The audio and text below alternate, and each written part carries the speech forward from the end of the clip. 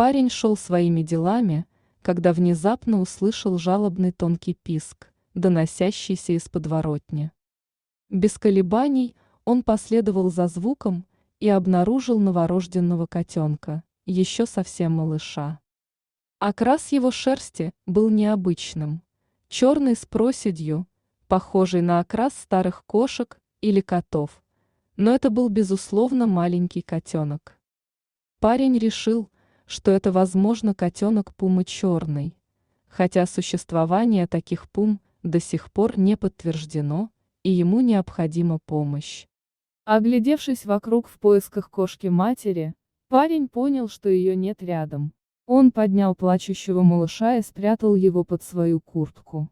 Забыв о своих делах, он направился в ближайший приют для животных, чтобы помочь малышу. Ветеринары в приюте осмотрели котенка и определили его возраст в один день.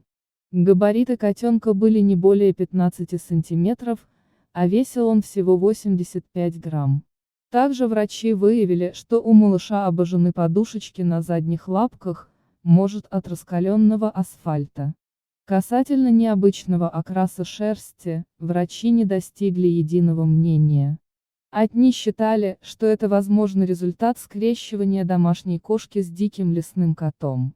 Другие предполагали, что такой окрас возник из-за мутации плода, вызванной сильным стрессом у беременной кошки, что привело к изменению пигментации шерсти. Однако эта мутация не влияет на поведенческие или умственные способности котенка, он просто будет иметь необычный окрас. Со временем серые волосы исчезнут, и скорее всего, по мере взросления, он станет просто черным.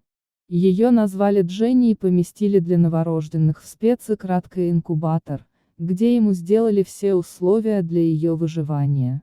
Мелисса, владелица приюта, лично присматривала за Дженни и постоянно следила за ее состоянием.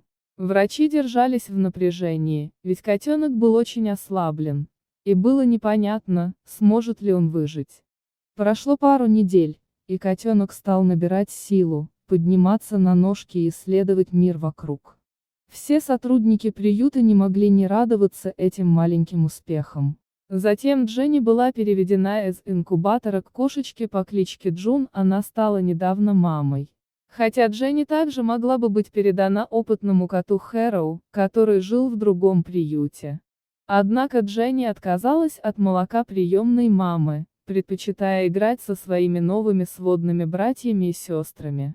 Теперь Мелисса, владелица приюта, начала активно искать новый дом для Дженни.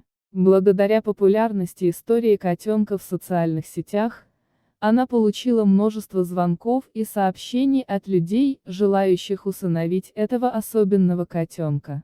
Однако Мелисса стремится найти для Дженни действительно любящую семью, которая окажет ей заботу и внимание, учитывая все трудности, которые она пережила в своей короткой жизни.